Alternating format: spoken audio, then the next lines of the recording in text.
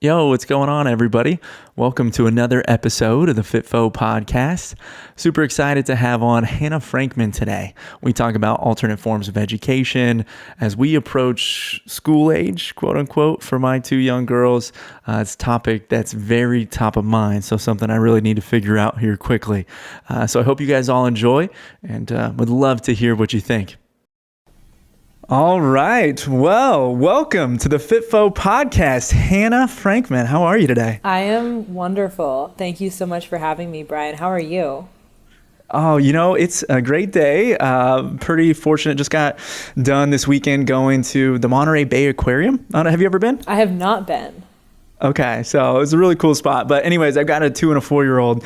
So just to watch their faces, like be able to explore the sea creatures and, everything that they've got going on with the marine bio life, it was awesome. So came off a good weekend, a holiday, so can't complain. That's amazing. I don't think that there's anything quite as magical as watching children discover the world, because you get to see, like, you kind of remember when you were a child and you saw something like a manatee or a stingray or whatever for the first time, and it's so exciting when you're a little kid, but then it just becomes normal and you forget.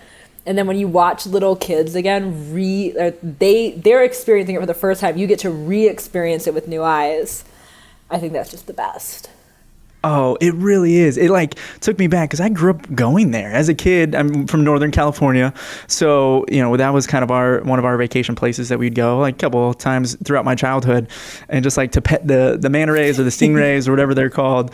I remember that it was not as big as I remember as a child, but, it was just fun to watch their curiosity blossom and just the little things that you just take for granted and you just think is just part of life. And they're so just naturally inquisitive about it. So, part of the things that I wanted to discuss with you today is that curiosity. How do we help, create it, foster it, create an environment welcoming it?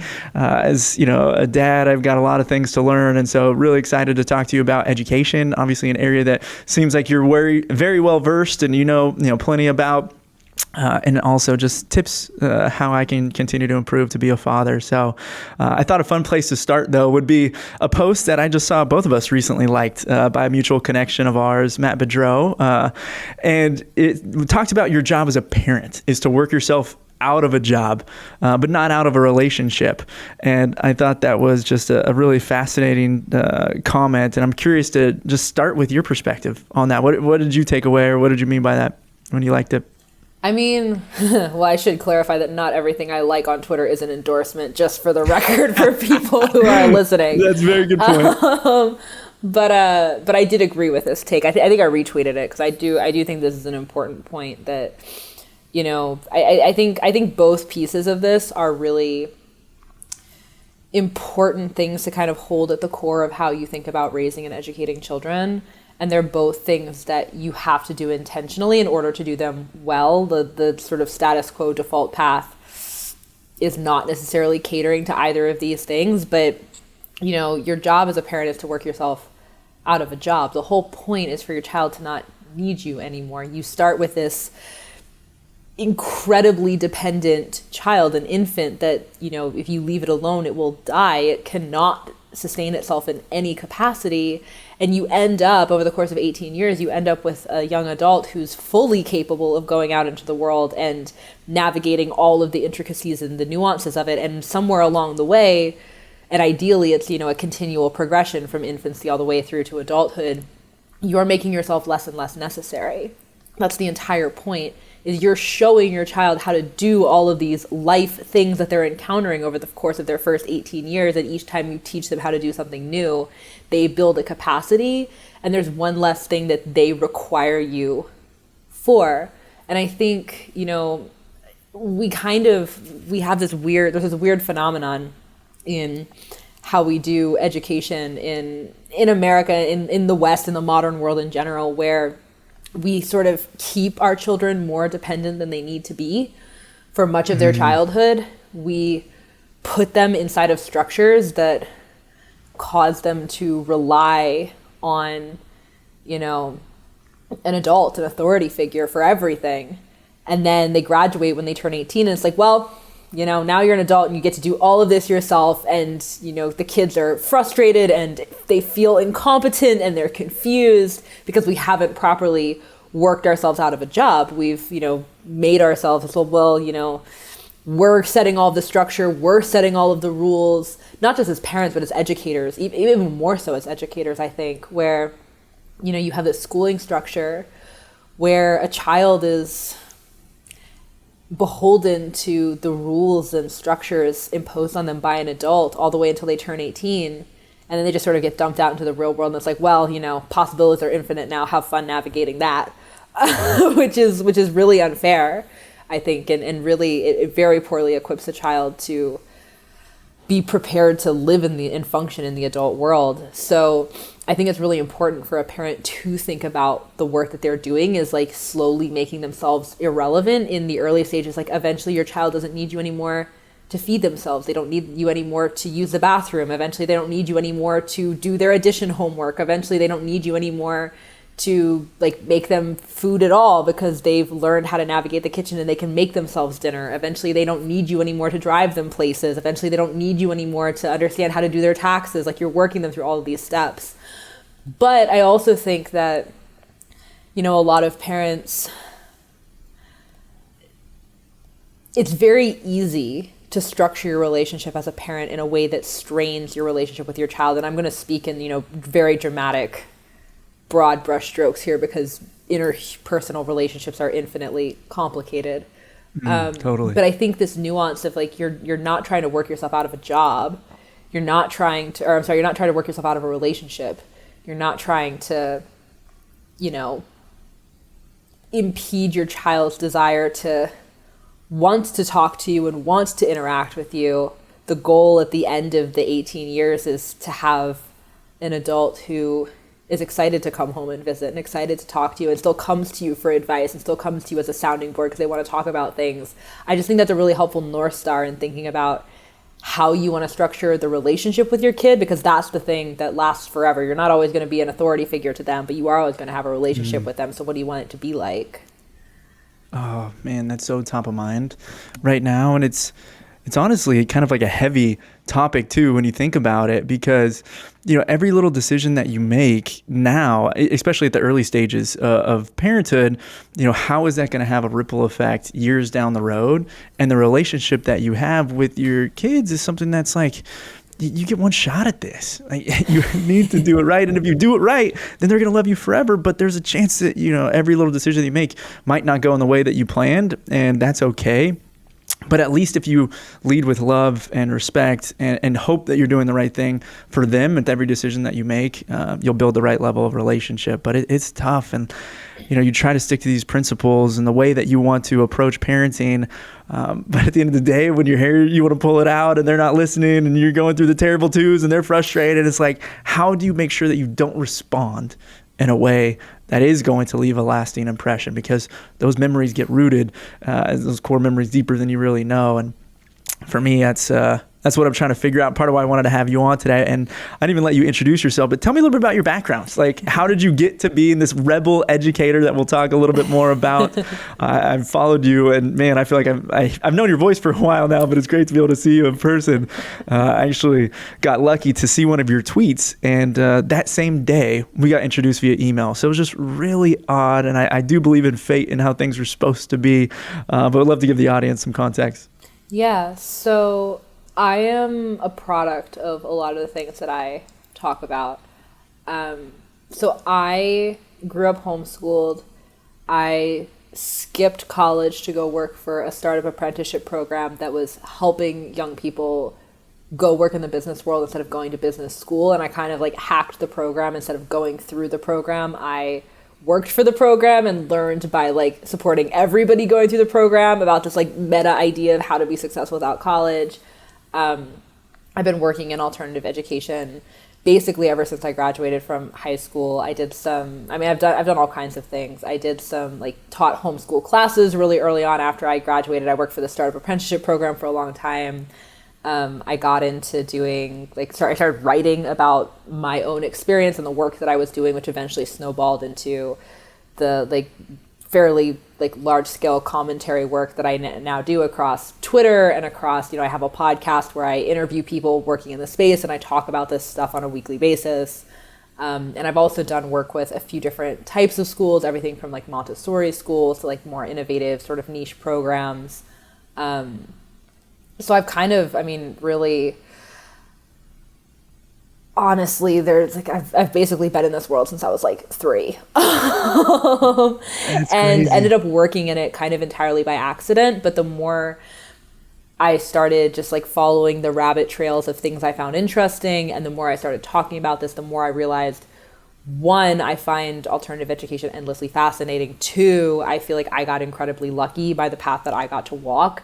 And so I feel really motivated to talk about it because I want to help other families also feel empowered to do these things that look very scary from the outside, but once you're in it are actually like very accessible and very easy.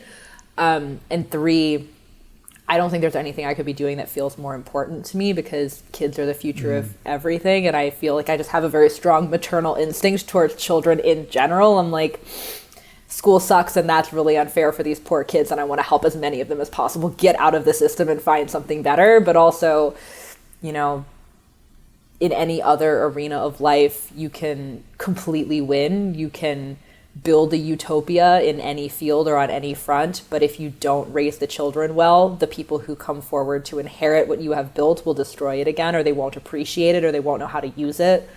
And so, like, the kids are the center of everything. So the deeper I got into this world, the more I felt like, wow, okay, there's really a lot to do here. So now I think I'm just sort of permanently in the education space. Well, I want to say thank you for what you are doing because it is very impactful, even from afar, to be able to, just get different perspective and concepts. And, it's intimidating. We got a 4-year-old and we're thinking about what do we do next? She's at a Montessori school and we love it. It's been an incredible experience. But now it's, as she gets older, do we do the traditional route? We moved to this area at first because the area is 9s and 10s for the public school, right? And so, okay, that feels safe. It's obviously proven. It's been around forever. So let's go that route. And now the more that we continue to think about this whole parenting thing, I'm in the business world, I've been studying a lot about like OKRs and it's kind of a weird way to put parenting is like thinking in terms of like metrics and key results. But I think aspirational in particular. And I think this was one of the podcasts that I was listening to you about. It's, parenting isn't just something that you want to be practical about, or you don't want to just do the easiest, most convenient route. It's like, why don't you strive for it to be aspirational, to give them the best education system they could ever experience? You want it to be a bonus, an exciting part of their day that they wake up and go to. And can I feel that way, that I'm excited to create an environment that they get to do every day? Or am I just checking the box to send them to a place that at least it worked pretty well for me? And that's not what I want to be able to do. So the concept of homeschooling, unschooling, and other alternative forms of education, definitely the area I wanted to talk about with you. But maybe for people that haven't heard that term, how would you even differentiate homeschooling versus unschooling versus traditional? How do you break down the 3? Yeah, so homeschooling, I would classify unschooling as a subcategory of homeschooling because homeschooling sort of like from a legal context, like it's all kind of the same thing. Okay. So homeschooling is basically like you've pulled your kids out of the public school system or a private school or wherever they were, like whatever brick and mortar school they were traditionally attending with teachers and like, some type of like hierarchical structure and, some type of administrative structure, whatever. And you decide that you are going to be the steward of your child's education. There's not going to be any other institution that you are entrusting with the education of your child. You become the entity that is responsible for delivering that education.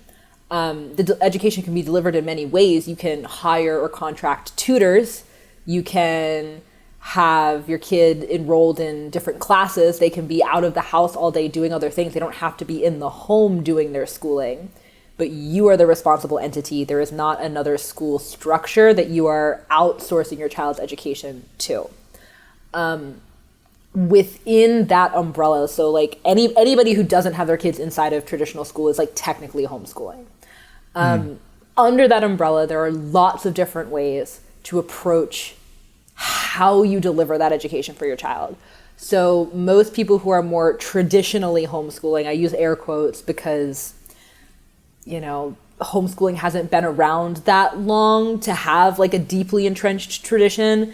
You can make a pretty solid argument that homeschooling is actually the original way to educate your kids, and the idea that you have this large-scale institutional schooling is actually the newer phenomenon, which I think that's true in many regards. Like, we didn't have brick and mortar schools for every child to go to for centuries on end. There's a long tradition of people being the sole individuals responsible for educating their kids. But within the context of living memory, the 20th century of history in the West, like, homeschooling is a relatively new renaissance.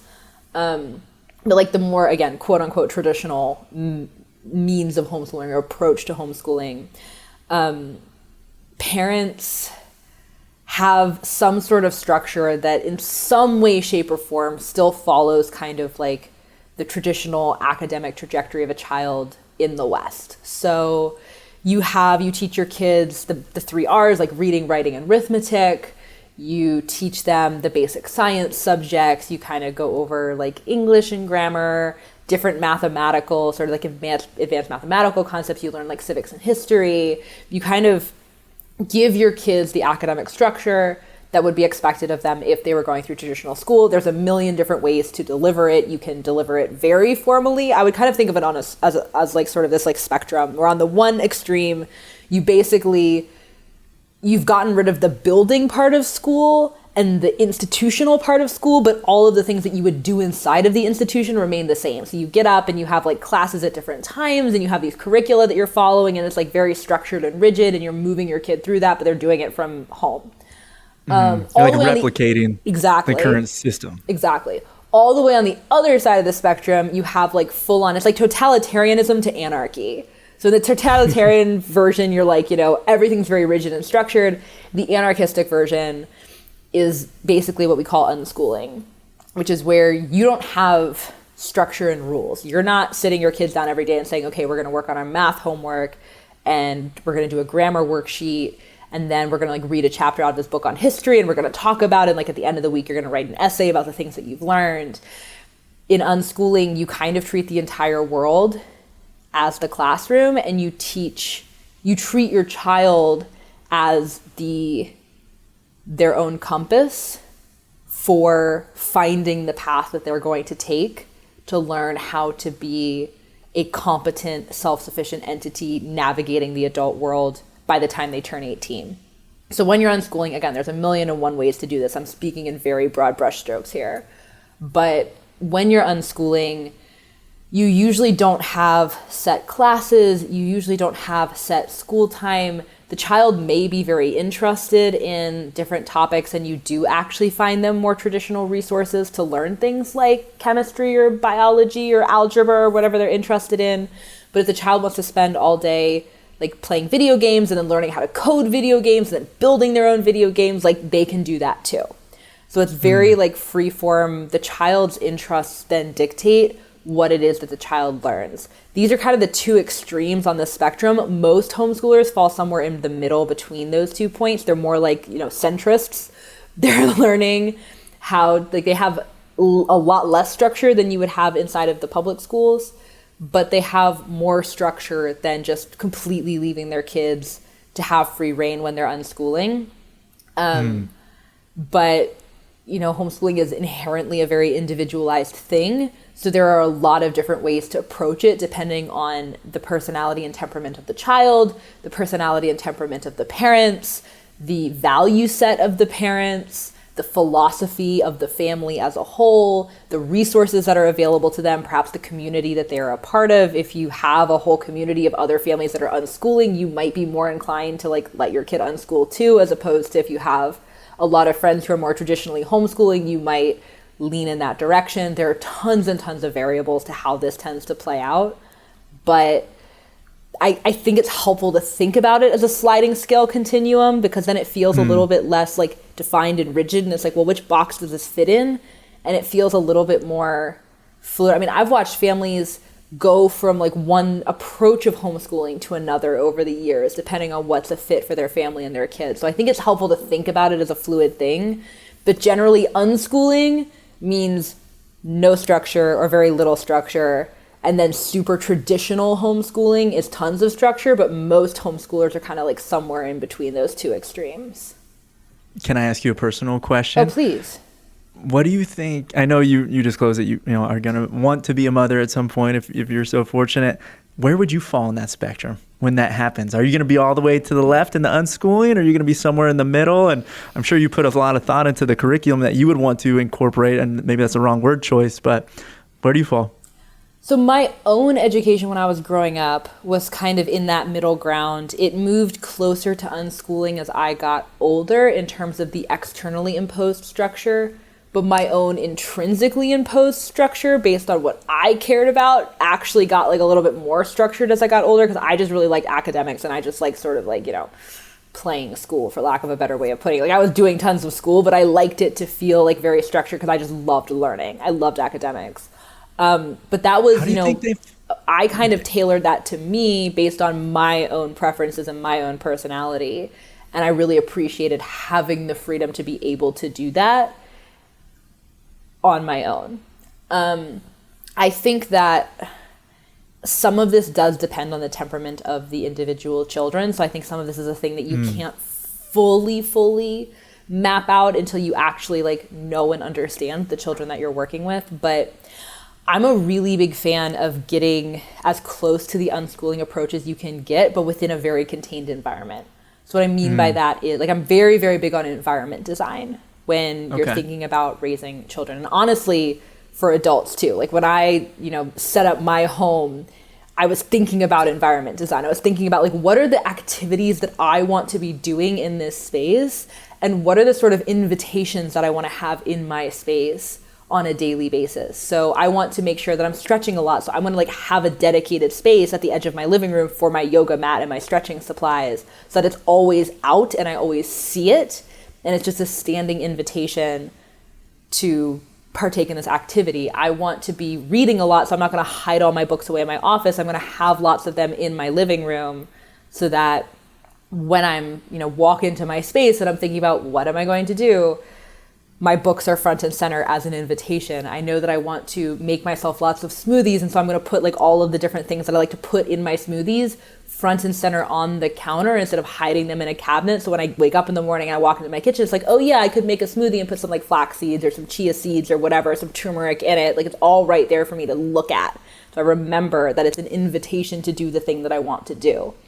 It's very James Clear, like Atomic Habits. Make it easy, right? I mean, that's 101.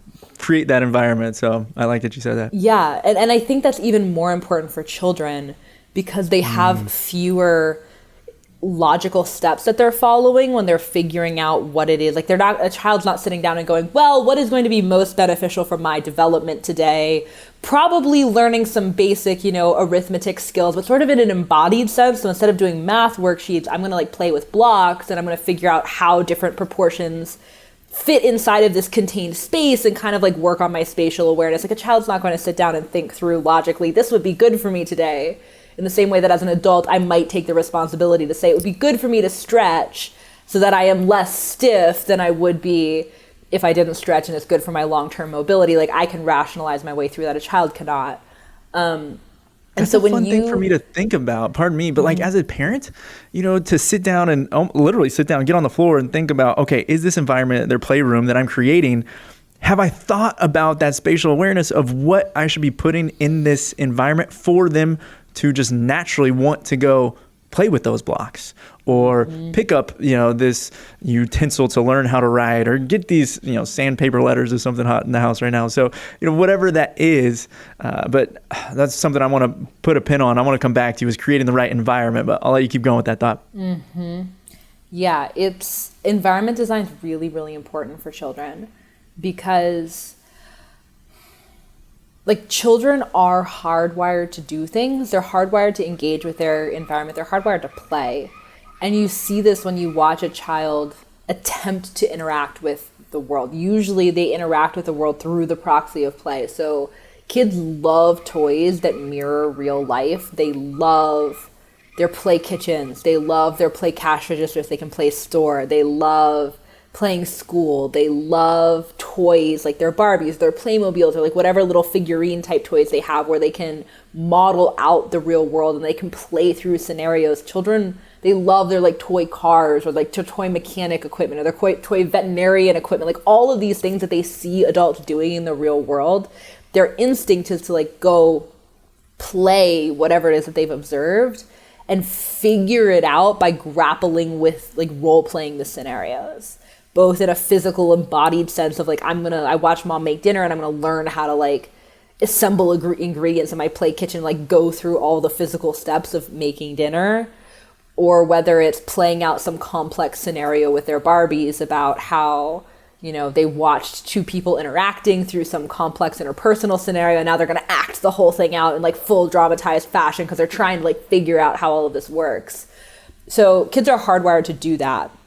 And they're going to stay active. So if you give them a space where it's full of invitations for the types of actions that you want them to take, the types of things that you want them to do, you can pretty much give them free rein. You don't have to get a kid up in the morning and go, okay, we're going to do things today.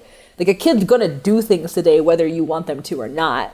The question is like, what are the invitations in front of them that they can choose to accept?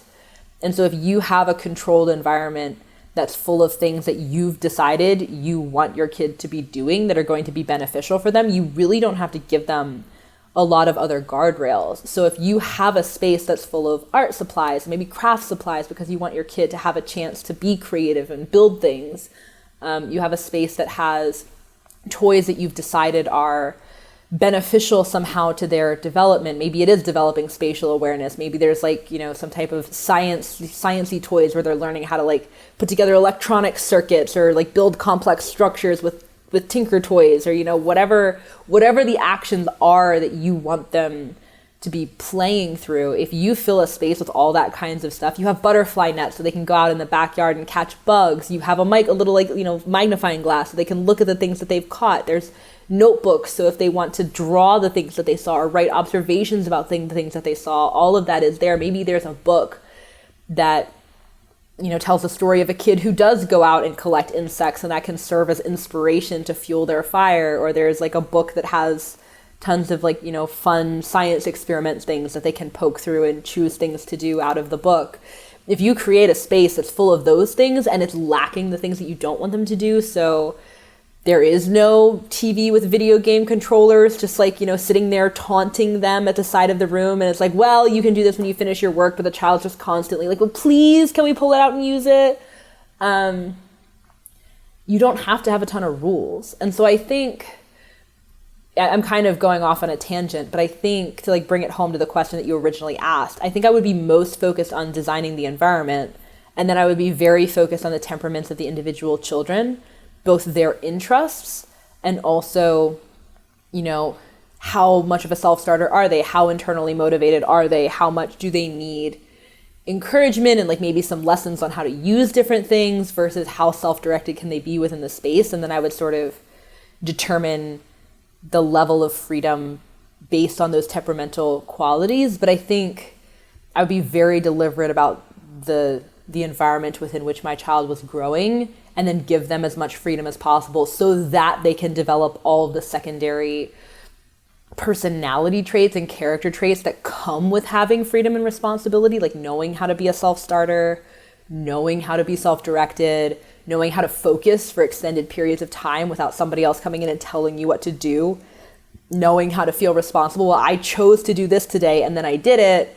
And like, you know, I chose to paint today and now I have to clean up my paint supplies. Then that's just, you know, a symptom of having made the choice to paint today, but I chose the thing. And so I have this sense of responsibility around, like, nobody made me do this. I wanted to do it. Like these, you know, deep-seated character traits that you really want a child to have going into adulthood. Like I think the more you can allow your child to be a self-starter, the more they develop those things too. And that was one of the questions I really wanted to pick your brain about, because how do you get them to be that self-starter, to be self-motivated? And what I'm hearing is it's a lot about creating the environment for that mindset to just naturally occur. But it's, so hard. And, I'm thinking back to our playroom right now. And my wife and I, as we were driving, we were listening to actually one of your episodes and thinking about environments. We're like, man, we just want to get rid of all those toys, get rid of all the things that we've accumulated and create almost like, the Montessori style of classroom to where they can go and it's, sensory objects, or it's, counting jobs, or, the jobs terminology they use often in the Montessori. But how do we best set them up for success? Because we want to create that self-driven curriculum. Like, we want them to be able to just play in their room for hours and it not be video games or movies. And I feel like that's something that we just kind of have naturally used the TV over the years and entertainment to help be that third parent in the room when you need that break.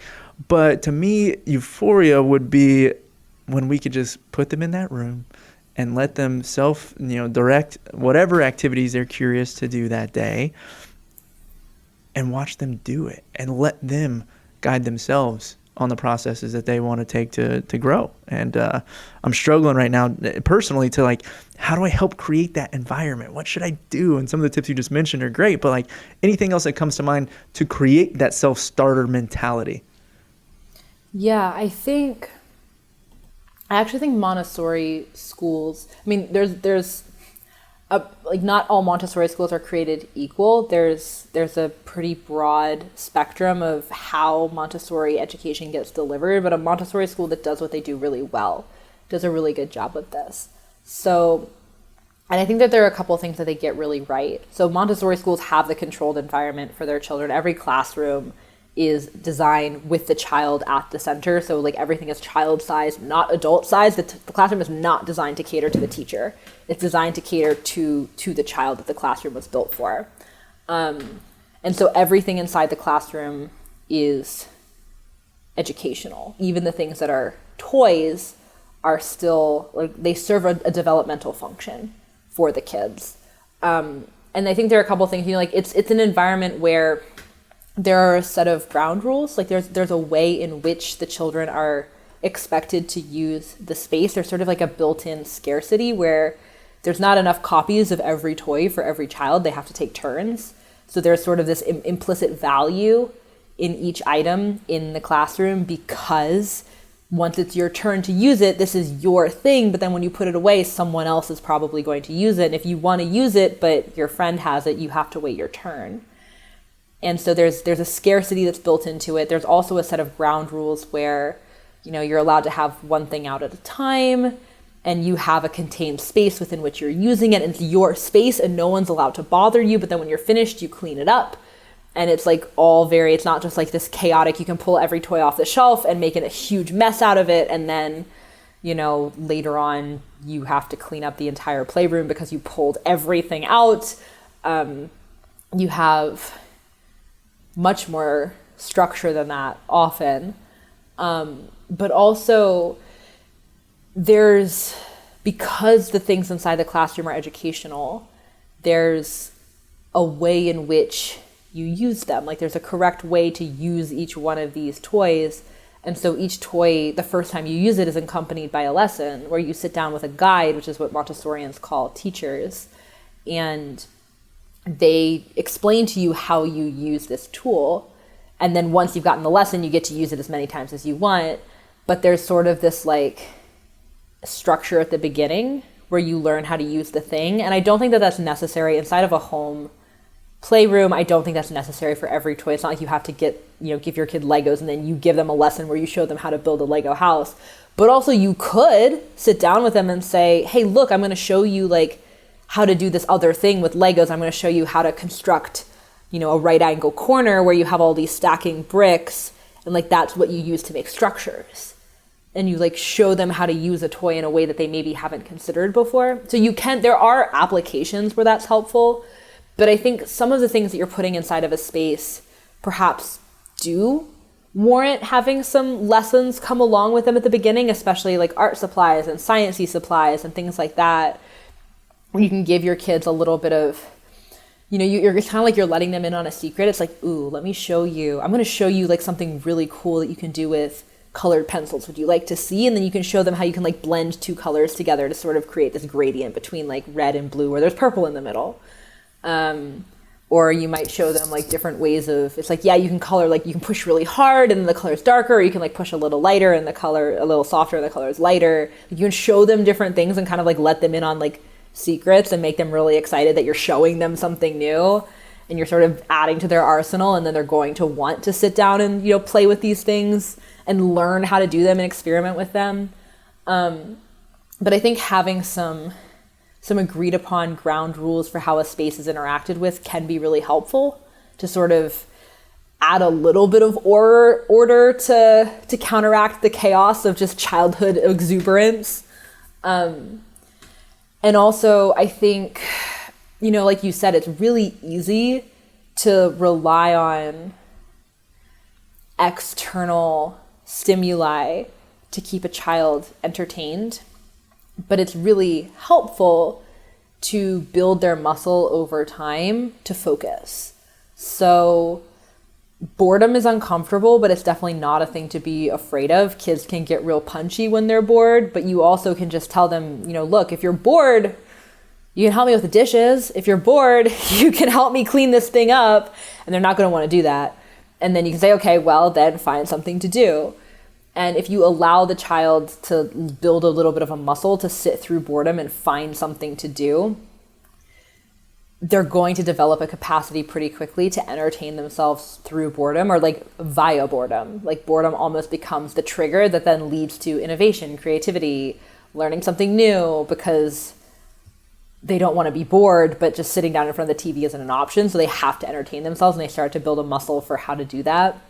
But also, you know, when you're doing something with your kids, choosing activities that encourage longer term focus, like reading chapter books together when your child is old enough for that to be developmentally appropriate.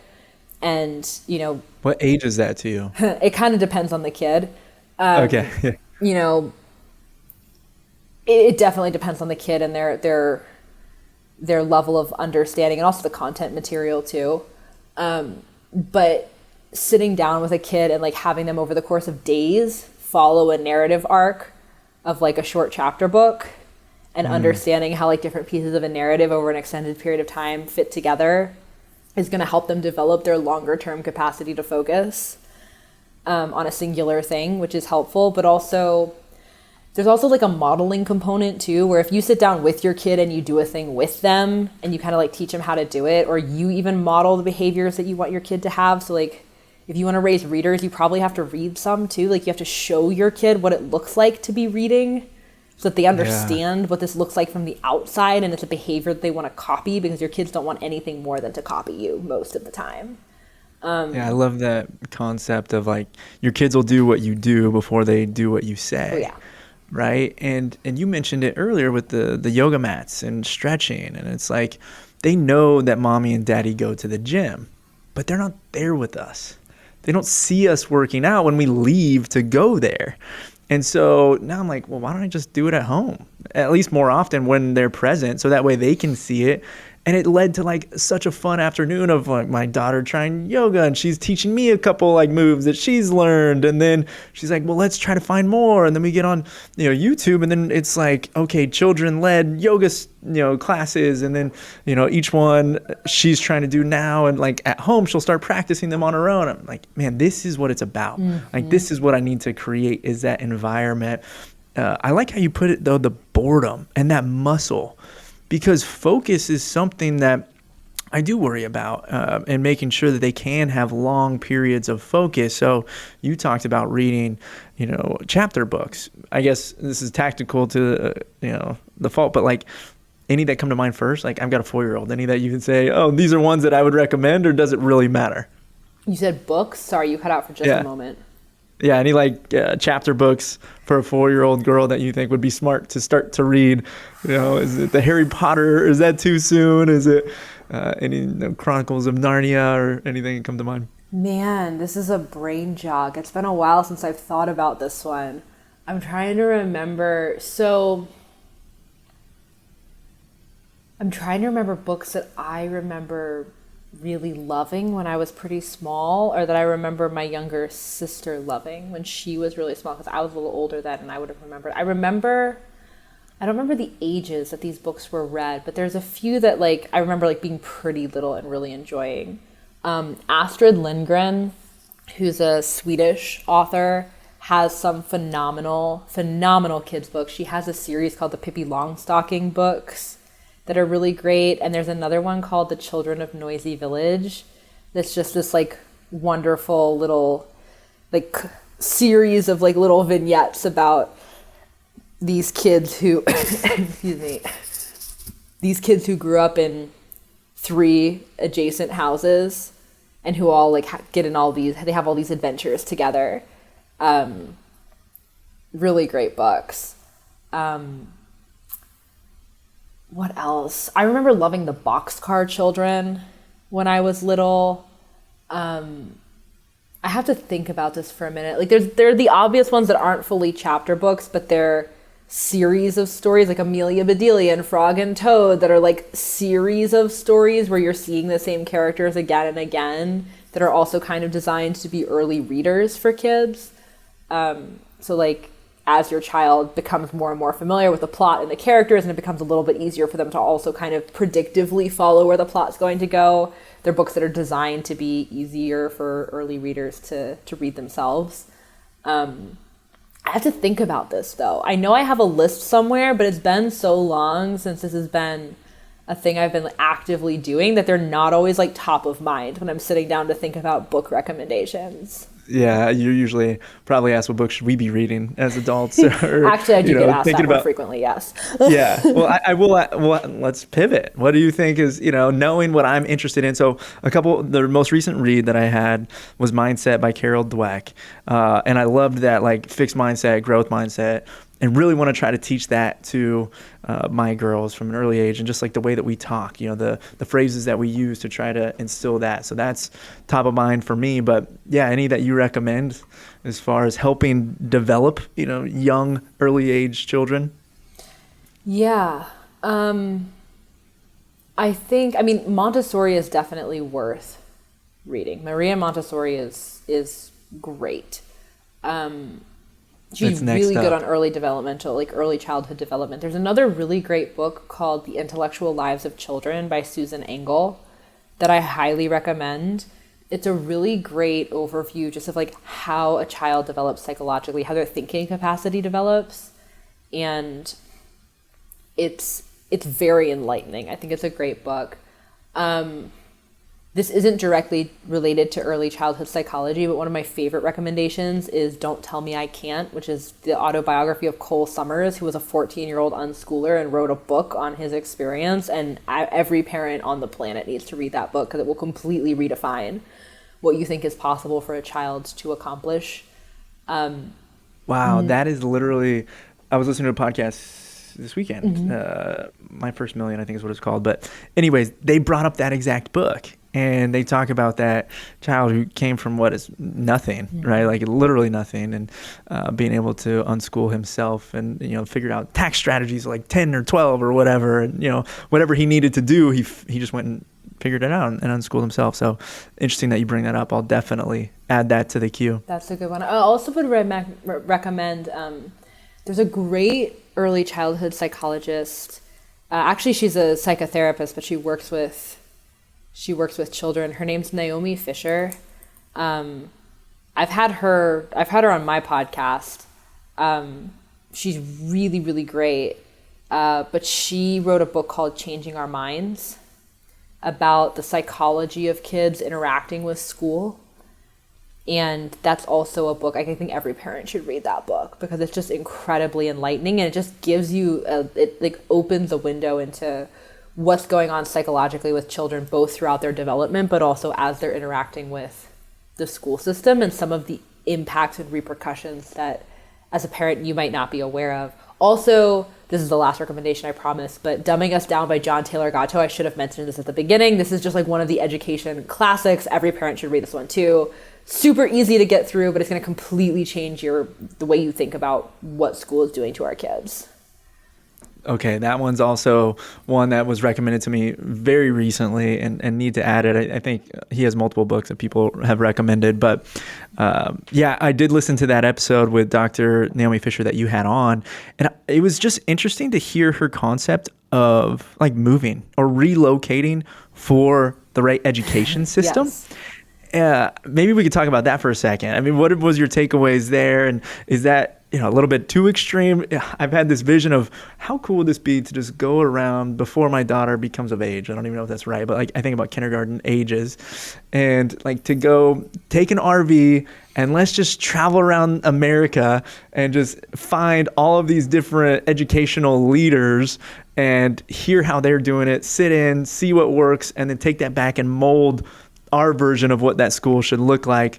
But how'd you take away from her as far as that concept of moving or relocating for education? Yeah, I mean, she's a great example of it. I've talked to lots of people who've relocated for different education options. I actually find it interesting that it's not more common than it is. I think, I wonder if as the sort of broad cultural sentiments around education change, if this perhaps will become something that's a little more common.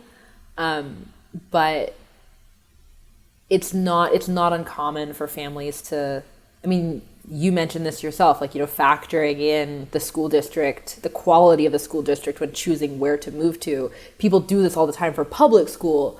I expect it will become more common to do for alternative forms of education as different types of alternative schools start to emerge. But I think, when you think about things to be moving for, a job is a very common thing to move for. It makes sense because it's a pivotal thing in the trajectory of your career, where you're working. You're going to move for a great opportunity. And that's important, and it's worth doing because it has a major impact on your overall life trajectory to have a great job. But a school's the same thing. Going to a good school and having your child immerse in a great education experience is formative for everything that comes after. So it's also mission critical for your life trajectory. And so relocating to a place where there's a great school that you want your children to attend, as long as you have the flexibility with how you're working, I think is going to become a lot more common. I hope it's going to become a lot more common because it's just as important for the life trajectory as the job is. And I think it's much easier, the job feels much more cut and dry, and it's much more culturally acceptable to move for a job as opposed to a school. But why not relocate for a school if you have the professional capacity and flexibility to do so? As long as you can move your work to a different place. But I think, people also, there's all different ways that people who are already nomadic and moving around and are kind of on like a different cultural trajectory also do this. Like world schooling is a topic, as like a subject area that I find absolutely fascinating, where people are like nomading around the globe and educating their kids. And there are schools that are being built mostly online, specifically to cater to families who are living this lifestyle. There's like a whole subgroup of homeschoolers that call themselves world schoolers, and like the travel component is a huge part of what they do. So there's a ton here to unpack. The like geographical component of education is very interesting to me because it's in some ways a lot less important now that online school and online resources are so easy to access. But at the same time, like people are freer to move around, especially with remote work and stuff. And so there's all different types of manifestations that you start to see of people embracing geographic freedom with the education choices that they make. And you see some really cool stuff to start to emerge. Man, I've got so many questions off of that because, I didn't even realize it was a trend. But to hear that, more and more people are thinking about it, I've got two quick thoughts, and I'll end with a question on it. But I think it was in that podcast as well that she talked about, or maybe it was you, we are so accustomed to living to work, right? As a society, like that is a part of our identity, and we have to, we're willing to make sacrifices for our careers, for, what we think is going to be the best situation for our families. But why aren't we living to educate our next generation? Because to me, that's really where the unlock is going to be as far as value for your family. I mean, to be able to give your children the best opportunities to be successful, Like that's really where the unlock is going to become. And if you do put them as your North Star, as you mentioned earlier, like so many magical things could probably happen, but it's hard. It's hard to think, well, maybe I could take this pay cut to go give my child this opportunity. But, you know, we're saving in our 529s anyways. We're making sure that we're taking that job to make the money to be able to educate them 18 years down the road. But what I'm learning is the more that I'm studying is, man, those first 0 to 3 years are so important, and 3 to 5 to 7, you know, it's just like, why aren't we investing in that now? Why wait until later? So my question is, are any of those schools that you're seeing ones that maybe have caught your eye more than others that you think people should move for? Because you look at Jeff Bezos, he's creating his own school. You look at Elon Musk, he created his own school for his kids. You know, I've seen this Synthesis is, you know, one that has popped up that I'm kind of currently researching, and I've been a part of, you know, Matt Bedrow's program and Apogee schools, and there's the Acton Academies. You know, there's so many different things that we have now. Which ones have you seen or studied that you think, if you can find your way to get close to this, you're probably going to be setting your kid up for a lot of success later? I mean, this is such a complicated question because there are so many incredible schools out there. This is a little bit tangential to your question, but I'm actually really excited about the micro school movement. Basically think like a one-room schoolhouse, but for the 21st century. So you have a small school, often it's hosted in a church or a library or someone's living room. Like it doesn't even necessarily need its own dedicated building because it is so small. And it's a single teacher with a mixed age classroom. And it could be anything from like a small pod of like 5 or 6 kids all the way through to like, you know, 10 or 15 kids in a single class. And they can each independently do their own work so that they can, you know, each child can be doing math at whatever level they're at and reading at whatever level they're at, but they're all sort of being stewarded by a singular teacher within the space. It's a really cool model, and they see them start to crop up with all different types of areas of focus. So you can get like a really bespoke level of education pretty quickly. So there are micro schools that are being built as like creative labs for like artistic kids. There's a chain of them in Colorado that are building themselves around being like the ultimate micro school for a mountain ski town. Like, what is the culture of a mountain ski town, and like some of the cool things maybe in the infrastructure of like what exists in the economy of a mountain ski town, and like the seasonality of it, and even like the ecology of being in the mountains and the Rockies that kids can be learning about as part of like their science and their history. Like the whole thing is tailored around being the dream school for kids in this very particular type of ecosystem that doesn't exist anywhere else in the country, and kids are growing in a school that's tailored specifically to that environment. So you start to see all these different, like there are micro schools that are intended to be, you know, they're intended to be like incubators for kids who want to be entrepreneurial and go build something. So there's so much stuff like that out there where if you have a kid that has a particular set of interests or proclivities, you can start getting pretty granular looking for options that map onto that kid. There are a few particular projects that I'm really excited about though. There's this really, really cool company called Moonrise that's basically a co-working space for kids. It's in Atlanta, Georgia. They just have one location right now, although they're looking to start expanding soon. But it's basically like a WeWork, but for kids. And you have a membership and you can show up whenever it's open, and parents can leave their kids there and the kids can independently work on their schoolwork, and the kids are all going through like different types of programs, and like, you know, they're not all working on the same thing, but they can come to the space, they can play. It's sort of like solving for the childcare component of school, which is one of the big things that education is not the only function that public school serves, like not even a little totally. bit, and childcare really is one of the big ones. So this is addressing the childcare side of things. I'm really excited to see Moonrise grow. I think what they're building is going to be really cool. There's a really great network of Montessori schools that go all the way through middle and high school, which is more unusual. Usually Montessori is more like 0 through 6, but this network, it's the guidepost schools for the elementary and middle, for the like preschool through elementary, And then their middle and high schools is the same organization, but they have a different name for the middle and high schools. It's called the Academy of Thought and Industry. They're located all across the country. They're a phenomenal network. I've had one of their co-founders on the podcast a couple times, actually, Matt Bateman, because I just think like the philosophy around the work that they do is just so incredible. But they're a great network of schools to be looking at and perhaps relocating for. There's tons and tons of stuff like that. But I also think it's worth noting that, for some kids, being in person is really important. But not every kid's temperament requires that. And there also are some really, really amazing virtual programs. There's a great online school called the Socratic Experience that's being run by my friend Michael Strong, who I've also had on the podcast.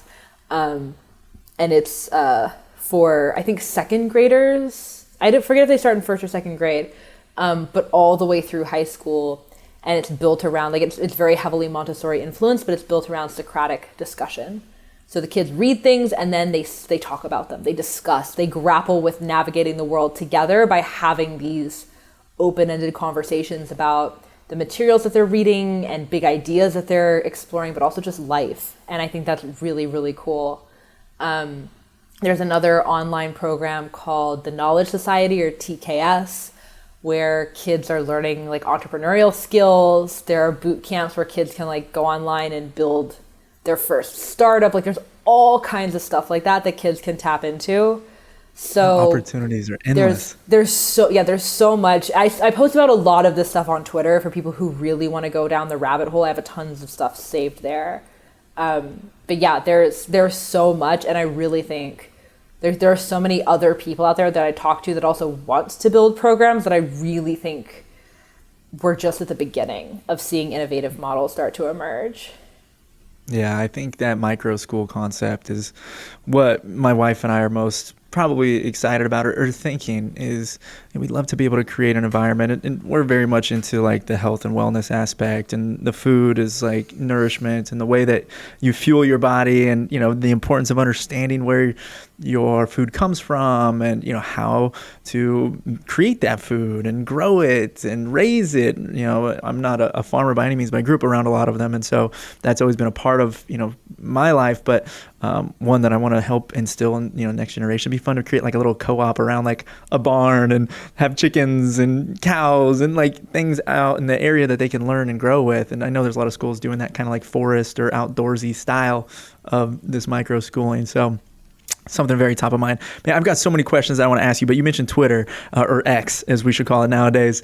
And in closing, I'd love to just learn a little bit, how did you grow your brand? Maybe tell the audience a little bit about Rebel Educator if they're not familiar, because it is awesome. And it is something that they all need to check out, especially if this episode interests them.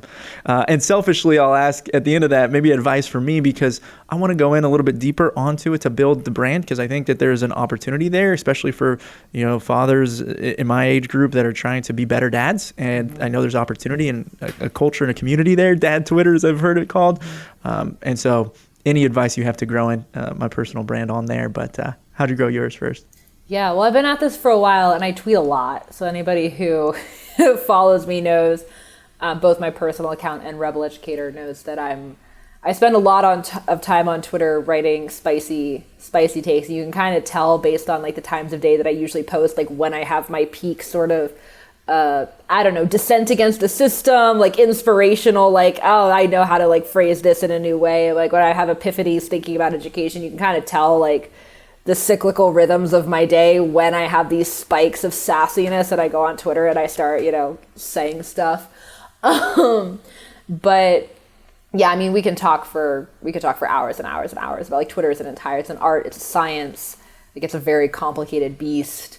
The algorithm is very complex and nobody fully understands it. But if you want to grow, you start to like really kind of just like study the mechanics and sort of the laws of the universe of the platform that you're on. Because there are tons of people who have loads of amazing content and don't really grow on the platform. There are also people who grow to have huge followings, and you read their content and you're like, I don't really get it. Like, I don't know why this account is huge. So there's a lot of complexity to it. It's not always like a flat out meritocracy just based on ideas. But, I just spent a lot of time, like, I was really committed to, like, I knew that I had a lot to say and that Twitter was a platform that I wanted to say it on because of the types of people that hang out there.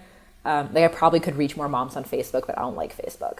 It's not, I don't enjoy using it. It's not a platform that I like. It was not the format for me. And I just decided that, I want to be on a platform where the thinkers and the other like individuals and builders that I respect hang out, and that was Twitter. So I went in I was like, okay, I'm going to learn everything I can about this platform. So I spent tons of time studying accounts that I admired and like watching what they do, talking to people who'd grown Twitter accounts and like learning from them. I sank a lot of hours into this project. And you kind of realize over time that like, you can have great takes, but that's not always the only thing that's required to get people's attention. You also kind of have to figure out the format of those takes. You have to figure out actually like maybe you're better off writing threads because sometimes those perform better in terms of like if you have a lot of useful content, people are going to share it. And when people share it, that's how you get fresh eyes on the content that you're putting out into the world. So you kind of learn over time how to think about some of these things.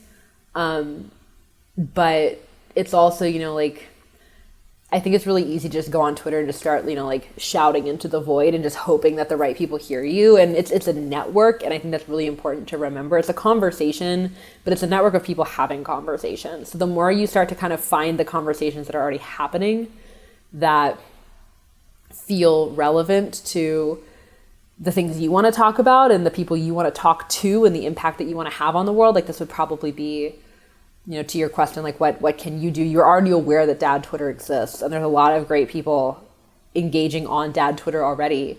You want to think of yourself as part of that world. And being part of that world doesn't just mean being a content creator, it also means engaging in existing content. So you want to be tweeting organically, but then you also want to be going into the other people's comments and leaving thoughtful comments and insights and additions to posts that they're already making.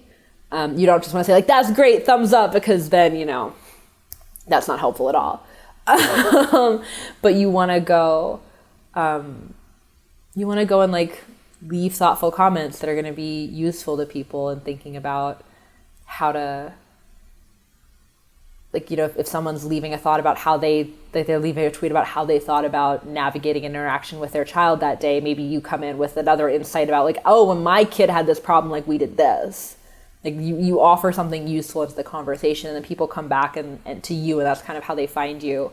Brian, when does this episode go live? Because I may have some specific things depending on like the timing of this. Well, honestly, when you think is the best. So if there's timing that you think we should talk about, for me, I was planning to do it within the next 2 to 3 weeks. Okay. But, being a part of that Twitter ecosystem is definitely something that I want to get into. So if you had advice there and when this should air to help maximize that, obviously definitely want to listen. Well, depending on the timing. So I'm actually, the reason I bring this up is I'm actually teaching a course on this in February. That may be of interest to you. It's with the Objective Standard Institute. I've taught a few different courses with them, more on like the entrepreneurship side of things, but this time around I'm doing a course on building social media brands. So it's going to be every Monday in February. And hang on, I'm trying to pull up really quickly the like information to find it so I can just like tell people very simply how to okay, here we go. So if you go to theobjectivestandard.org, you'll see drop down for courses, and if you click on all courses, mine should be one of the ones that pops up. It's called How to Build a Social Media Brand, and I'm just going to be doing like a 4-week deep dive into how to think about social media. So this may be of interest to you. It may also, I'm not like they're very generous with like scholarships and stuff for this. I'm not sharing this as like a plug to like I don't get any kickbacks depending on like if you sell so many seats you get like so like there's none of that. It's just like this looks it awesome. Might be of interest. So it might this might be a helpful thing for you to check out. I'm going to like share it here while we're live because if there are other people listening who are also interested in social media, it may be of interest to them as well. All right, I'm on the objectivestandard.com. Remind me, where do I go from here? Objectivestandard.org. Oh, okay. Then. And then you'll see the top menu. There's like a few different drop downs, and if you click on courses, and just go to all courses, it should be one of the first ones that pops up. Well, I'll definitely link that here in the show notes too, because yeah, I'd love to take the course and learn from you. I mean, what you've been able to do, you're up to what, 129,000 followers on Twitter on just the Rebel Educator. I'm not sure how much you have on the other, but very impressive stuff. And it also makes me think every time I read it, it's something that's like, oh, I need to maybe incorporate that a little bit more. You talk about the hot takes though, and you had posted about that fairly recently. Maybe a good closing segment, because I know we got to be respectful of time, and if you got to hop, we can wrap it up here. But what's been the hottest take that you've had maybe about the education system? What got the biggest response? There is no singular thing that got the biggest response. There are a few things. Whenever I talk about deschooling, the idea of like undoing the damage of the school system, that tends to really resonate with people.